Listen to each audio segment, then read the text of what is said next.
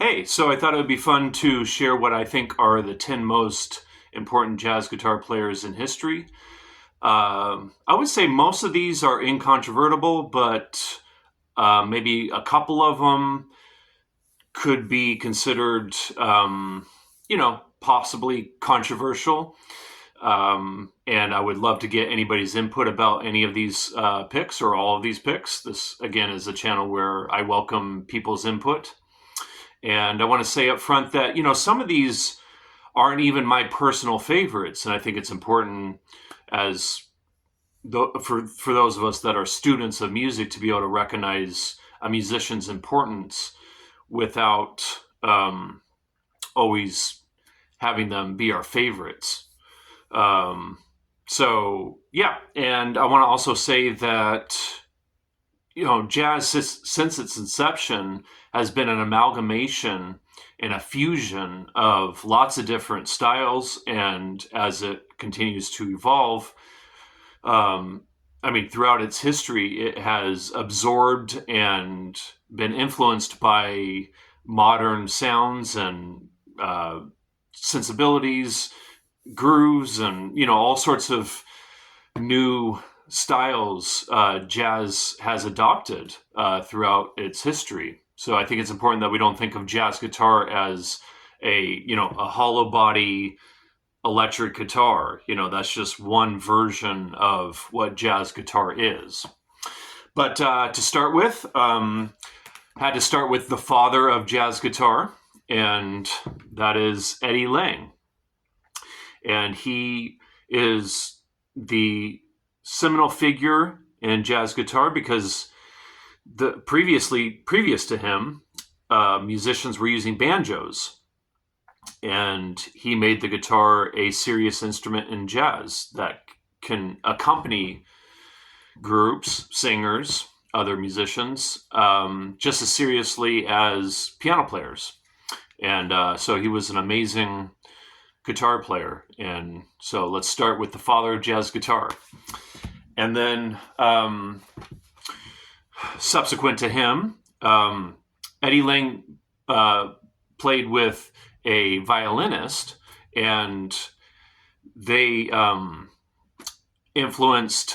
that duo influenced Django Reinhardt and Stefan Grappelli. And so this box set by Django Reinhardt is excellent.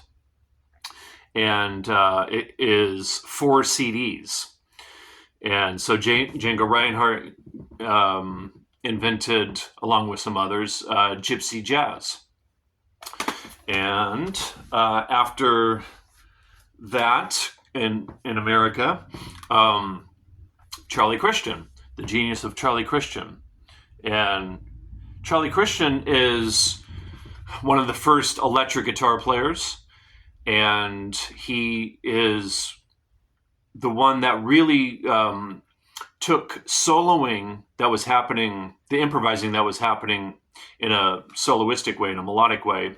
He took what was happening with the horn instruments and adopted that onto the guitar. So he really took guitar playing to a new level in that regard. And so Charlie Christian. And then after him, there's a couple here that are around the same time, but Wes Montgomery.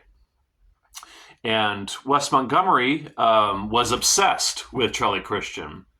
He learned tons of Charlie Christian solos, and then he went on to invent his own way of playing. And so he is definitely one of the most important jazz guitar players of all time, and personally one of my favorites. And then around the same time, Jim Hall. He just had such a unique sound and a way of playing that influenced tons and tons of musicians. And, he had such a deep sense for melody and harmony and a way of accompanying people. And so Jim Hall. And then this is where it might get a little controversial, but Mick Goodrick. I've talked about this before, but I studied with Mick Goodrick, and Mick Goodrick really created a whole new way of playing jazz guitar that was very different from what had happened before. And Mick just had tons at the time, tons of new modern sensibilities and new ways of thinking about harmony. And yeah, so Mick Goodrick, a genius. And then another one that might be considered controversial, but keep in mind that this musician was very much a part of the jazz fusion era of jazz. And he studied Coltrane, he studied Charlie Christian. Coltrane was a huge influence on him in terms of his own ideas about being innovative. And so this pick here is Allan Holdsworth. And he also has a record where he plays jazz standards, and another record where he plays a lot with acoustic bass and swing grooves and trumpet and stuff. So Holdsworth just took everything to a whole new level that influenced not only jazz musicians, but also other musicians, prog musicians and rock musicians. And yeah, so Allan Holdsworth. And then one of the musicians that was heavily influenced by Mick Goodrick, and when he was composing the material for this album, he was bringing the material to Gary Burton.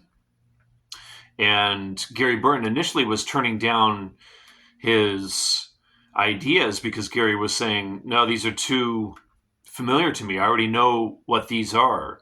These ideas that you're coming in with, these compositional ideas, they've already been done. And then finally, Pat Metheny brought Gary Burton the tune Bright Size Life. And then Gary said, I don't know what this is. This is the direction you should go in. And so that really started the whole process of Pat creating a whole new way of composing. And I mean, I think this pick, like some of the other ones, is pretty incontrovertible as far as him being one of the most important jazz guitar players of all time. And then Bill Frisell. This is an album that isn't titled. It's with Dave Holland and Elvin Jones. And Jim Hall put Bill Frisell in the same category as Charlie Christian as far as being one of the most important jazz guitar players of all time. And Bill just took everything to a whole different place.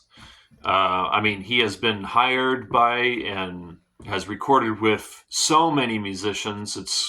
It's pretty remarkable, actually, the amount of records he's on and the amount of records he's made and the influence he's had.